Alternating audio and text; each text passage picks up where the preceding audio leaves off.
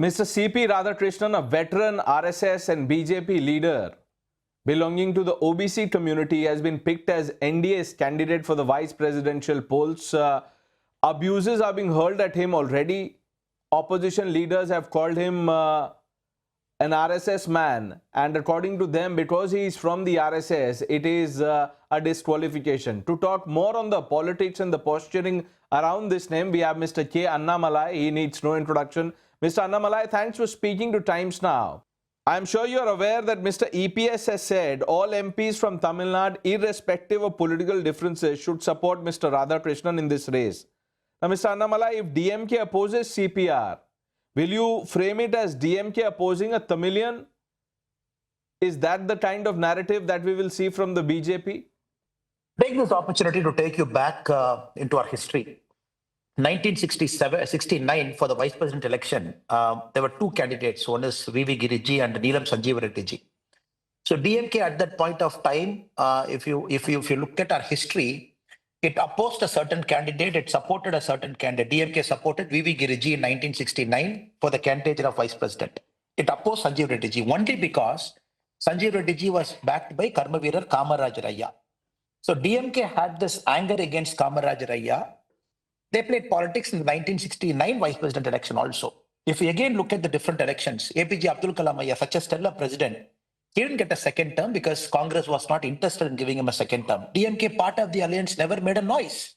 It should have asked the Congress party at that point of time to extend and give the second term to APJ Abdul Kalam ji. No, in 2012, when there was a possibility, Abdul Kalam ji might again come back as the president of our country. I'm recalling the words spoken by Karnanidhi ji at that point of time. He said, Kalam means Kalagam. And Kalagam in Tamil means chaos. He said, Kalam as a word represents chaos. So we are not going to support. So this is their history. If you look at 1969 or 2007, 2012, with respect to the president and the vice president. In 2022, we had a wonderful opportunity. Our Draupadi Murmu ji, at that point of time when she was getting nominated, the first person with the tribal identity to occupy the higher office of our country, again they played politics there. So that is my appeal. This time we should rise above the partisan interest because the candidature, the person is from the state of Tamil Nadu and likely to occupy one of the highest positions in our land. So I hope and pray that DMK doesn't play politics. If they still play politics, then the writing on the wall is very clear. And when DMK talks about Tamil pride, they say that Tamils are underrepresented. When DMK plays this politics that the government doesn't give support to Tamil Nadu, government doesn't give support to Tamils, when they try to frame an argument like this, which is a very faulty argument. At this point of time, when the nomination right in front of us is a person from Tamil Nadu origin, a person who has served higher offices in our country, from member of parliament to chairman choir board to the office of governor Jharkhand, governor Maharashtra currently is serving, then what more can DMK look forward to? If they're not supporting, then the writing on the wall is very clear that they're only playing petty politics. They only rise up this bogey of Tamil nationalism and to say that Tamils are insulted, Tamil pride is at stake, only for the sake of politics. If they support the candidature of Thiru C.P. Radhakrishnan ji, I'm only appealing. Then it conveys a very strong message. The DMK also stands for Tamil pride. Right now, the Prime Minister is very clear. He has given opportunity to the son of the soil from Tamil Nadu, a very strong, tall OBC leader from the state of Tamil Nadu, a person who has contributed to politics over the last 40 years by serving our country in different capacity. Right. So if the DMK is not supporting, then anybody can make their assumption that DMK is not supporting C.P. Radhakrishnan ji, DMK is not supporting a person of Tamil Nadu. But I'll tell you what's happening. Mr. Annamalai, you see the Congress and the opposition are irked by the RSS tag that Mr. Radhakrishnan carries. They are, or they might not be willing to support C.P. Radhakrishnan only because of the RSS background. How do you see this? We have to understand what is wrong with being an RSS background. I really don't understand what is the problem. 1973 is associated and C.P. Radhakrishnan ji has served, as I said, our country in different capacities, member of parliament, chairman choir board, governor of 2 states. Now, I really don't know what is this Congress fascination or not having fascination with RSS. We are looking at a person of distinction. Can they attribute any criminal cases to C.P. Radhakrishnan ji? Can they attribute any corruption allegations to C.P. Radhakrishnan ji? Absolutely none. He has lived a life of dignity and life of character. And I believe even the India Alliance parties belonging to Maharashtra, they have said that he's a great man. They have said that CP Radhakrishnan ji is a man of distinction, man of character. When the certificates are coming all around, even from political parties belonging to the India Alliance, that is a person of virtue, then why is this Congress party wants to again play politics over it? Again wants to play politics over it. It is simply a politics. Simply they want to create a ruse. The Congress party stands for OBC community. Congress party stands for southern part of India. Congress party stands for Tamil Nadu. What is the problem in supporting? Or did they find any serious fault, any allegations against Mr. CP Radhakrishnan ji? Are they willing to put it in the public domain? They can't do that because he stands head and shoulder above virtues in public Okay, life. so So I would you only believe call it this as is petty politics. petty politics is how you see this. Now, Mr. Annamalai, despite being vocal, the BJP has not gained a seat share in Lok Sabha in Tamil Nadu. Do you think projecting Mr. Radhakrishnan for vice president can actually give the party an emotional connect with the state? Bharatiya Janata Party is always emotionally connected to Tamil people, and if you take record, if you can sit down and argue with numbers, in the last 11 years after NDA has come to power under the leadership of Honorable Prime Minister Narendra Modi ji, we can just look at the numbers. The kind of devolution, the money, the central projects Tamil Nadu gets, the kind of respect that is given to Tamil tradition. And PM lives and breathes Tamil tradition, Tamil culture. I can keep reading about the Sengol, which finds a place of honor in the parliament, Kashi Tamil Sangamam, Saurashtra Tamil Sangamam, taking Tiruvalluvar cultural center across the world. And Prime Minister himself in his constituency, Varanasi, creating a chair for Mahakavi Bharati. We can just talk on and on and on and on. So any decision that Honorable Prime Minister Narendra Modi ji takes, the NDA family takes, that is not a straitjacket or bracket itself into a political decision. This is a decision in the larger interest of the nation. I have only spoken about the quality, southern part of India, representation from Right. Tamil Nadu, representation to OBC community.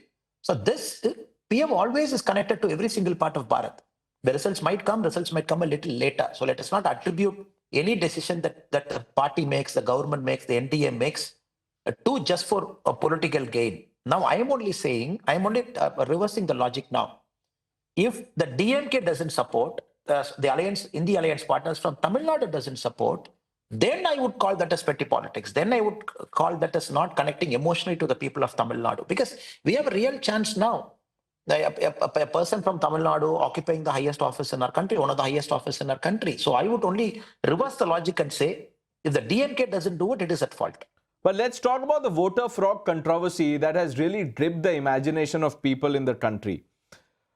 India Alliance sources have told us that there is now apparently talk of opposition parties moving an impeachment motion against the Chief Election Commissioner. Many members of the opposition have said that the CEC, the super spokesperson of the BJP, he has become the enemy of the Election Commission of India. How do you see this commentary and the attack on the CEC? We have to understand, when the opposition leader, Mr. Rahul Gandhi, when he has got the right to do a press conference, make allegations against the Election Commission, the Election Commissioner, the CEC, has got every right to come, respond to those allegations, clarify, issue rebuttal, talk with logic. That is what the Chief Election Commissioner has done. If they don't like what CEC has spoken, then they have to respond with arguments and facts and figures. Whatever he has said, then they have to argue back saying that the CEC spoke is wrong, this is factually incorrect. Now, simply going to Parliament and say, no, we are going to move a privilege motion, or we are going to move a motion for dismissal, removing him from office, it only shows the childish nature of Congress party. If you just look back, the Congress party has got a problem with many institutions in our country. If they don't toe the Congress party's line, then they threaten them. Then they say they want to move impeachment. I remember the Congress party called the Chief of Army staff. Chief of Army, what did they call? They called the roadside gunda. They used the word like this. And they've abused the different institutions of our country only because they're desperate to come to power, only because they are not in power now. And that is how Congress behaved for a long time. The history of India, if you look back from 1950 onwards, Congress behaved. Every single institution of our country is at the beck and call of Congress. They said they can call anybody, ride roughshod over anybody, and they will toe the Congress line. When the institutions stand up for themselves, when the institutions defend themselves, why is this Congress trying to create a mockery of the whole thing? People have seen Mr. Rahul Gandhi's press conference. People have seen the empty rhetoric. People have seen there is nothing in it. And even if Karnataka state, if I say one of the Congress party's own minister who is dismissed now in the name of resignation, when he Right. said He Rahul doesn't agree Gandhi's with Rahul. argument Yes. doesn't cut any ice. You are summarily removed from the government as a minister. When the Congress is doing this mockery all around the country, CSC has got every right to defend himself, every right to defend the institution of Election Commission. And these institutions are much above petty politics. And they want to just cast aspersions, character assassination, abuse people. Unfortunately, that has become the norm now. We strictly condemn it. Election Commission is an independent body. They have every right to defend themselves. That is what they are doing. You are calling the Election Commission of India an independent body, but many in the opposition believe that the Election Commission of India has become an extension of the Bharatiya Janata Party, which is why you have leaders from the opposition calling the Chief Election Commissioner spokesperson of the BJP. Okay, let us take this argument at face value. When you tell a lie, when somebody tells a lie, somebody might respond to that lie and give a correct answer. If BJP gives a correct answer, if the Election Commission gives a correct answer, equating both the correct answers to say BJP and Election Commission are together, that is the most nonsensical and absurd argument I've ever heard in my life.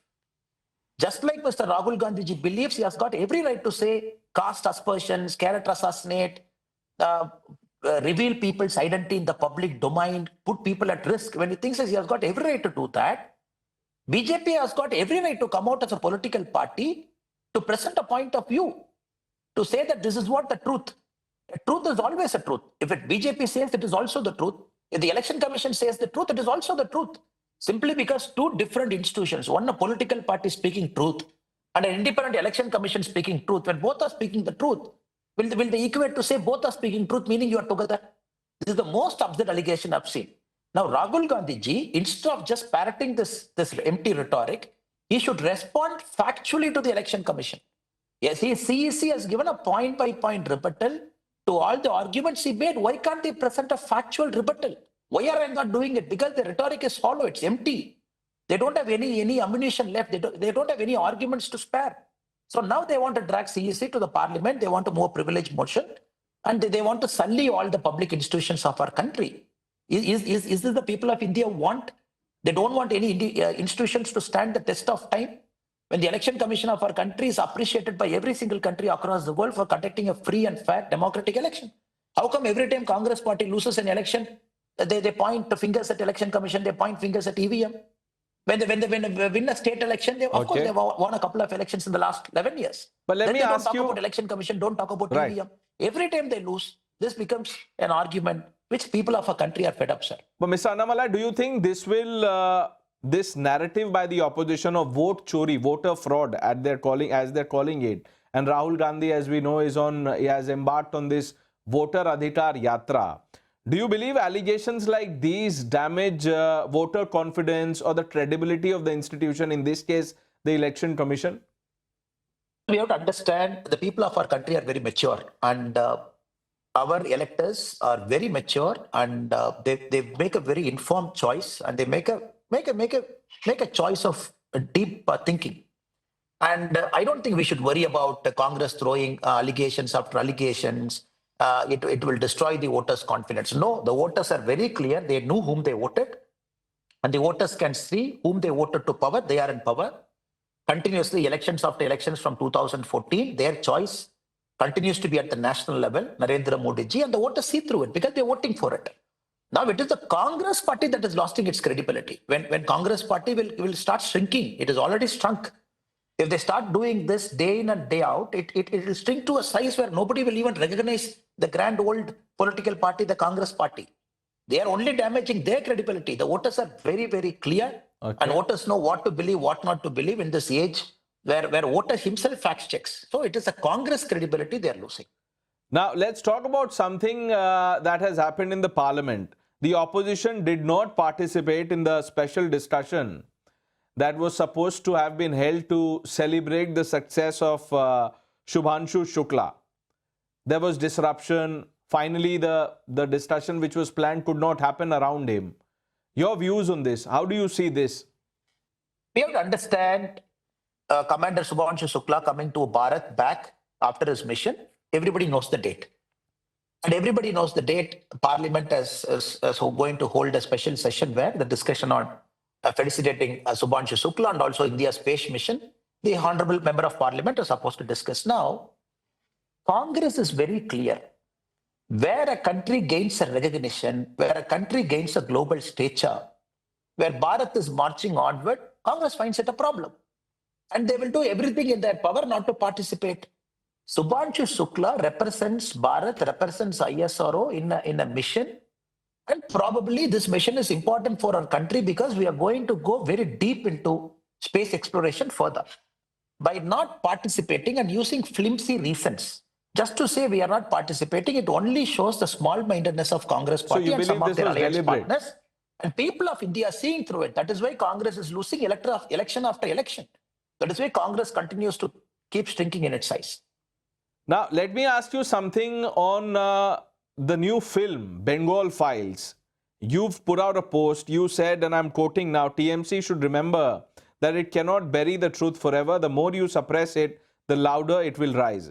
Do you believe films like Kashmir Files or the Bengal Files are cultural correctives, or as the ecosystem says, political tools of propaganda? Nowadays, any movie that comes to a theater, it is for the audience to watch it, audience to understand it, audience to decide what is a propaganda, what is the truth. The test for any movie is in the space of audience. It's in the theaters. The fight is not in the street.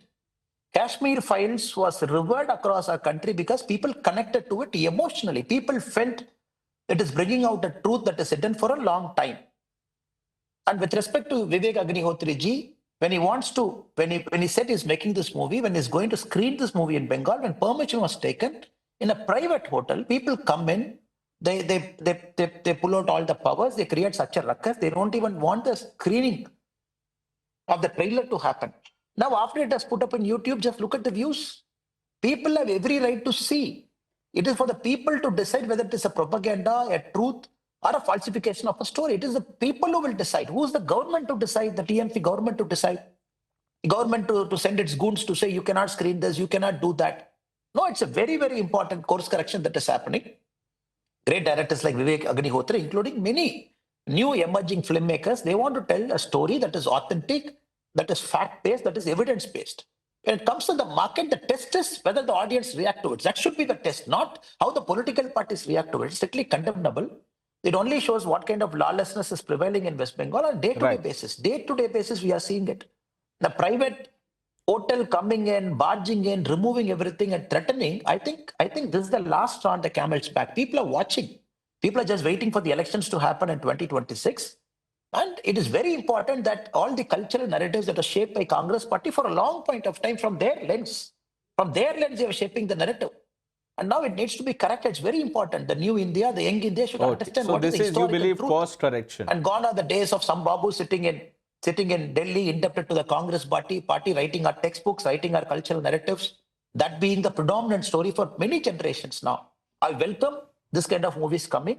I personally believe it is not for me or any political person to say it is right or wrong. It is for all the audience, me as an audience, somebody as an audience to go see, apply the test of truth and decide for themselves. But what is the point of going and stopping?